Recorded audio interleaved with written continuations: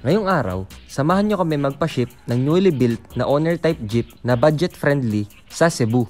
Madami nagsasabi na hindi na daw uso ang owner type jeep at luma na daw ang mga ito. Pero hanggang ngayon, marami pa rin ang gustong magpa-build ng ganito kasimple na mga owner type jeep. Ito nga yung tinatawag natin na Tamiya owner type jeep. Handmade na gawa ng mga Pinoy na hindi mo basta-basta mabibili sa kahit anong bansa. Yung car culture natin na ganito, dito lang yan sa Pilipinas. Kaya sa lahat ng Pilipinong nanonood, support local. So what's up guys? Welcome back again to another vlog. So ngayon nga guys, magdi-deliver tayo ng owner sa Manila, sa Pier. Kasi ipapaship natin yung owner na yon. So i-deliver natin siya sa Cebu. Yan, napakalayo guys. Doon din tayo nag-deliver dati nung pinapang-car show natin ng owner. So ngayon, mag-deliver tayo sa Cebu. So nasa start toll nga kami ngayon at tinignan lang namin, check namin kung okay pa yung makina.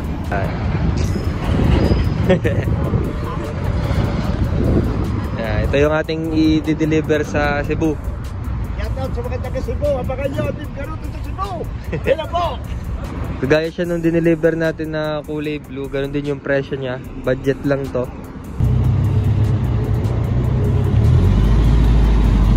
Oh, Jollibee, baka naman. Araw-araw tuwing kami mag-deliver, dito kami nataan sa Jollibee. Baka naman, Jollibee.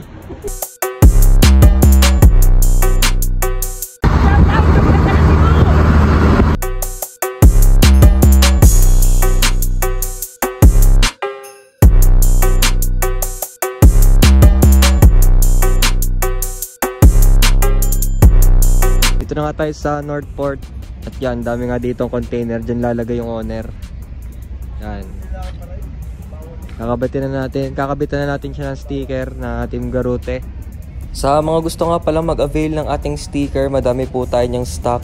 So 300 pesos lang yan. So mag-chat na lang kayo sa akin guys para makakuha kayo ng sticker. So bago nga natin siya dalhin dun sa loob at bago siya mapaship, so ikutan muna nga natin to at i-review natin ng konti. So dito nga sa unahan, naka-ordinary lights lang tayo, pati signal lights. Yan, tas pang Tamiya na bumper. At naka-fog lights din tayo dyan, LED. Yung part ng body na may kulay, yan ay galvanized. So yung may galvanize natin is kinulayan natin siya ng color green. Tas yung ating fender is stainless. Tapos naka-mags tayo dito na Watanabe. Yan yung gulong niya, royal black. At ang sukat ay 195/50/15. Yan. Yung request nga pala nung may-ari na to, yan, gusto niya yung sticker na yan, pangalan siguro niya yan. Shout out kay Bossing. Tapos yung upuan nga natin is fiber seats. At yung nagpintura nga pala guys, itong body natin is ang aking father na. Tapos yung trapal, bagong gawa din yan, si Kuya Mario nagawa. Kaya kitang-kita nyo naman yung quality ng ating trapal. Si Kuya Mario nagawa niyan. Tapos, yan nga, stainless yung ating likodan. At naka-LED tayo na brake lights. Tapos yung ating gas tank guys, yan, request yan ni Bossing din. Siya ang may gusto na ilagay yan dyan. Hindi kami yung may gusto na dyan yung ipwesto yung kanyang gas tank. Tapos ang kasya nga pala dito is 20 liters. Yan, 20 liters na gas. Kapag nagbubuo kami ng owner, nakadepende kami sa gusto ng client namin. At ito nga yung ating side mirror. Tapos dito sa loob, wala namang special dito. Mga ordinary lang yung makikita nyo dito. Yan nga, naka-fiber seats, tapos naka-gauges din tayo. Kompleto tayo sa gauges, may RPM din yan. Tapos yung steering wheel natin din. Yan lang yung interior natin. So kung gusto nyo ka magpa-build sa amin, kung taga malayo kayo, walang problema yan. Yan naman ay mapapag-usapan. Yan guys, kasama natin si Kuya Chito. Yan, sasama tayo sa kanya dun sa loob para malaman natin yung process ng pagpapaship ng owner kapag naka-cargo. Yun. Pumasok kanina, tapos ngayon dito naman tayo.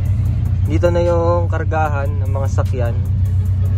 Guys, nakapila na nga tayo dito sa to go.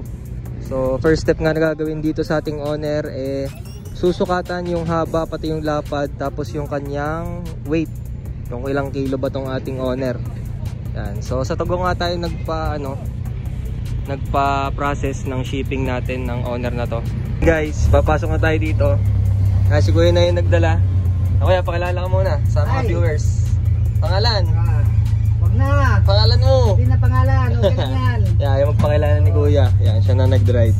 Bali kayo na rin na magdadrive na rin doon pag isasampa. Papareceive lang natin ito sa ano. Okay. May suot nga akong vest. Yan, required daw to dito sa port kapag magpapaship nga daw ng mga sakyan. Lahat yan. Lahat pala to ikakarga. At ito. Bakit? Wala pa yung ano. Yung pagkamaliit.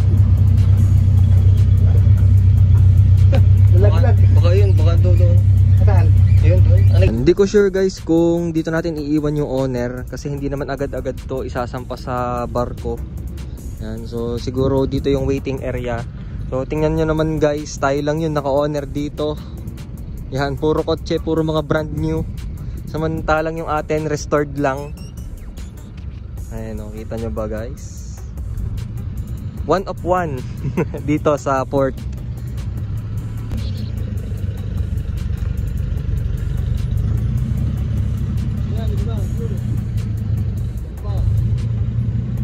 Nahihirapan siya mag-drive, di siya sanay. Baka naka-clutch, naka number 1. Ay, hindi pala. Sige. Hindi ka sanay? Dito na natin iiwan, si boss na daw yung bahala na ikarga to sa barko. Yan, pati si boss. Yan, shout out. Guys, iwan na natin siya dun. Kaya, bye-bye.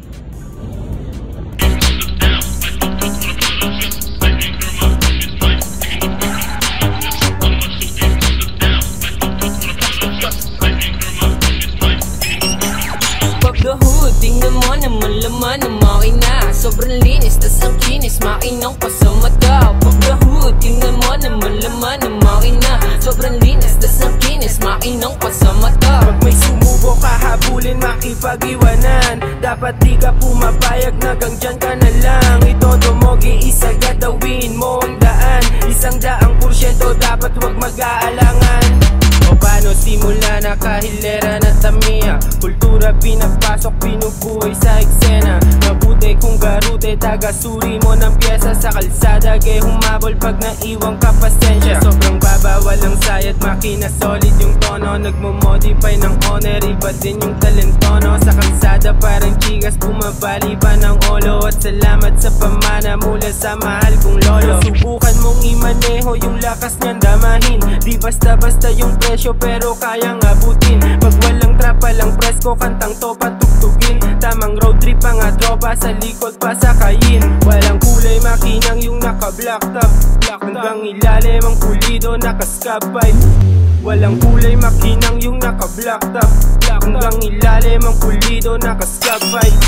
Pagdahod, tingnan mo naman laman ng makina. Sobrang linis, tas ang kinis, makinang pa sa